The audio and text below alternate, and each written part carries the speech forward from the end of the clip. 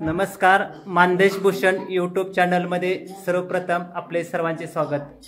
आज आपण सातारा जिल्ह्यातील मान तालुक्यातील राणंद येथील श्री महालक्ष्मीच्या मंदिरात आलेलो आहे। आपण जे दृश्य बघत आहात ते राणंद येथील श्री महालक्ष्मीच्या मंदिरात आलो असून तोरसकरांची देवी म्हणून या देवीची ओळख आहे आणि या देवीची आज यात्रा भरलेली आहे। आज आपल्या सोबत आहेत ते तोरसकर परिवार, त्याचबरोबर राणंद येथील भाविक आहेत आणि ही यात्रा कशा पद्धतीने साजरी करायची असते किंवा केव्हापासून ही यात्रा साजरी करतात, मंदिर परिसराचा विकास कशा पद्धतीने केलेला आहे आणि ही या देवीचं मूळ ठाण कुठलं आहे, अशी विविध माहिती आपण या भाविकाकडून आता घेणार आहोत। यात्रेस राणंद परिसरातील अनेक भाविक येत असतात आणि मोठ्या प्रमाणात ही यात्रा साजरी होत असते। तर या देवीची इतिहास काय आहे हे आपण जाणून घेणार आहोत सेवानिवृत्त तहसीलदार रामचंद्र घनवट यांच्याकडून। काय आहे या देवीला इतिहास? इतिहास असा आहे की ही देवीचं मूळ स्थान कोल्हापूर आहे। या ठिकाणी ही देवी राजवडीचे बुवा महाराज यांनी बसवली आणि त्यांनी सेवा केली। ही जी देवी आहे ही ब्राह्मण समाजाच्या जमिनी त्यामध्ये त्याचं वास्तव्य आहे, परंतु जर अभ्यास केला तर अभ्यासाचा सांगतो ही ब्राह्मणांची जी 34 एकर जमीन या ठिकाणी जी आहे ती मूळची तोरसकरांचीच होती, परंतु कालांतराने त्यामध्ये या तोरसकर मंडळी 4 स्त्रिया अशा होऊन गेल्या की त्यांना मूलबाळच झालं नाही आणि त्यांचे वारस, त्यांचे काय रक्ताची नात्याची माणसं ह्या देवीची पूजा करायला लागली। त्याप्रमाणे याच्या समाजामध्ये तोरसकर मंडळीमध्ये जे बुवा महाराज होते राणंदचे होते आणि त्यांना महादेव तोरसकर आणि त्यांना मूलबाळ नव्हतं, मुलगी होती दिली होती त्यांना आणि त्यांच्या मालकांनी या देवीची स्थापना ब्राह्मण समाजाने केली आणि त्यांना हे तुमचे पुजारी म्हणून त्या महाराजांना नेमलं गेलं। त्यांनी त्यांच्या अवस्थेमध्ये पूजा केली।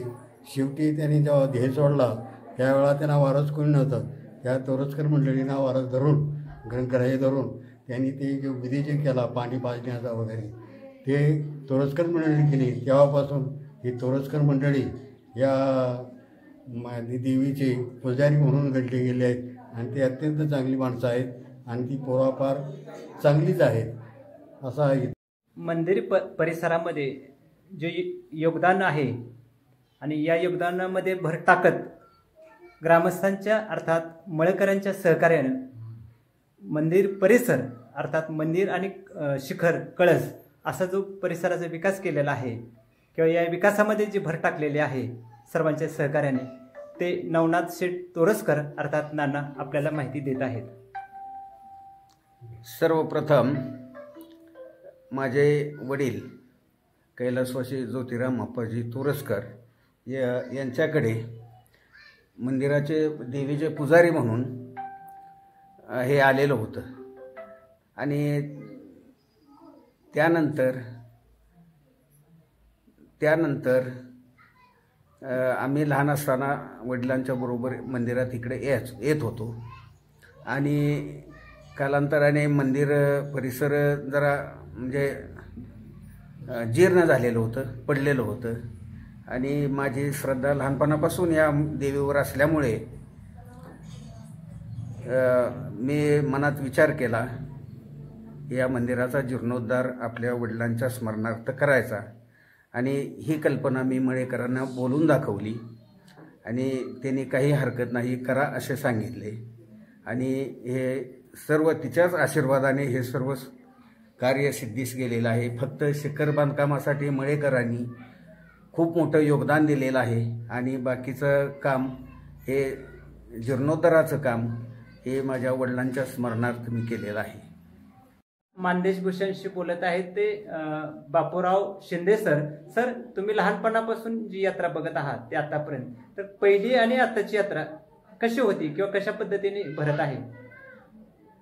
पहिलीची यात्रा भरत होती त्यावेळेला देखील या ठिकाणी 2 दिवस यात्रा भरत होती. पालखी गावातनं फिरून येत होती, इथल्यातच पालखी फिरवली जात होती.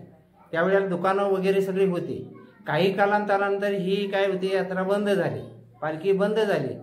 त्यानंतर आता काय झालं की हे मंदिर बांधल्यानंतर पुन्हा सगळ्यांनी ठरवलं की आपण ही पालखी या ठिकाणी काढायची, 2 दिवस जत्रा भरवायची आणि गावातून पालखी फिरवून आणायची. आणि ही जी परंपरा आहे ती इथून पुढं आपण काय करायची, परंपरा पुढं चालू ठेवायची अशी.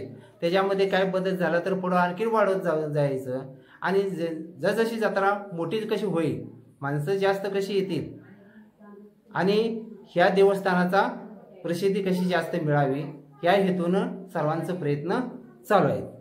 भविष्यात या यात्रेचं नियोजन कशा पद्धतीनं चांगल्या पद्धतीनं करता येईल या संदर्भात आपल्याशी बोलत आहेत नंदकुमार तोरसकर.